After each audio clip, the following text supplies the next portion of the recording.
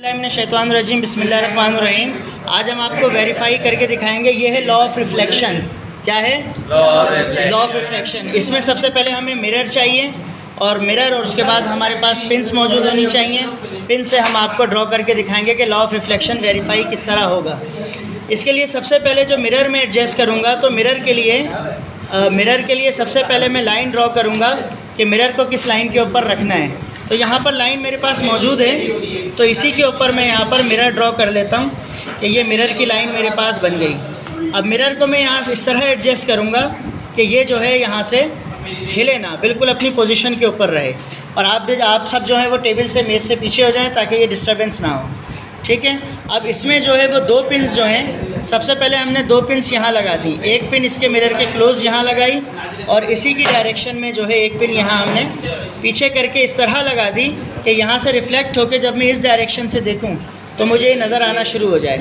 अब देखें, अगर मैं आपको यहाँ इस मिरर में दिखाऊँ तो ये यहाँ से अब ये पिन्स मुझे नज़र आ रही हैं, ये दो पिन्स मुझे नज़र आ रही हैं। अब मैंने पिन इस तरह लगानी है कि जब मैं इस पिन्स को देखूँ, इन पिन्स को देखूं तो ये इस तरह ये पिन मूव हो रही हैं और ये मूव होने के बाद ये अब एक डायरेक्शन में आ गई। अब ये जब पिन एक डायरेक्शन में आएगी तो यहाँ पर इसके पीछे अब हम एक और पिन लगाएंगे। ठीक है।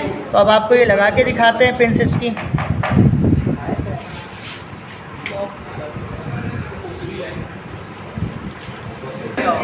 अब ये दो पिन्स जो हैं यहाँ पर नज़र आ रही हैं। अब इसको जो है अगर मैं यहाँ मूव करूँ तो ये दोनों पिन्स देखें एक डायरेक्शन में आ गई। अब ये दोनों एक डायरेक्शन में आ गई। अब यहाँ इसके पीछे इस डायरेक्शन को लेके जो है हम एक और पिन यहाँ इस तरह लगाएंगे कि इसे देखने के बाद जो है इस तरह कि मुझे सिर्फ आखिरी वाली पिन नज़र आए।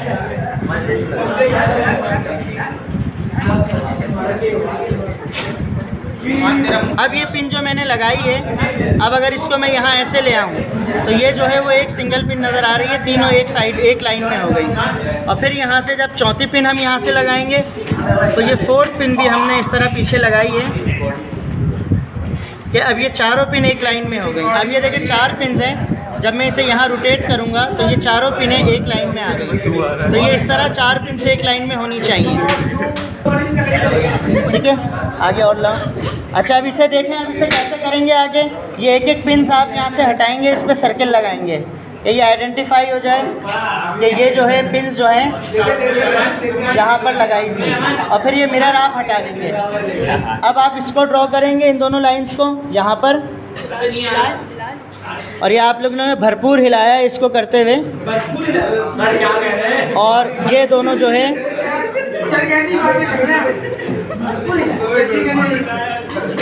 ये देखें, ये एक पॉइंट पे इंटरसेक्ट हो गया। ठीक है। जब ये आपकी पिन सही लगेंगी तो ये एक पॉइंट पे इंटरसेक्ट होगा।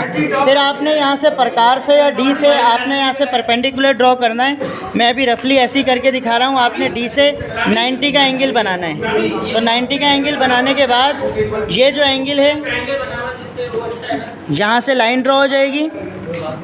ये जो एंगल आ रहा है एंगल आई और ये जो आ रहा है एंगल आर, ये इंसिडेंट एंगल है हमारे पास और ये हमारे पास रिफ्रैक्टेड एंगल है। ये दोनों एंगल जो हैं वो सेम आने चाहिए जितनी भी मेजरमेंट आए।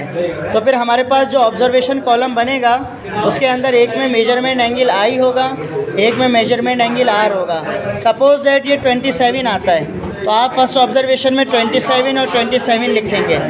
इसी तरह आपने ये तीन ऑब्जर्वेशन करनी है। और यही जो आपका पेपर जो होगा, पेपर में भी आपने तीन ऑब्जर्वेशन कॉपी पे बना के दिखानी है। ठीक है। इसे आप मज़ीद ड्रॉ कीजिए।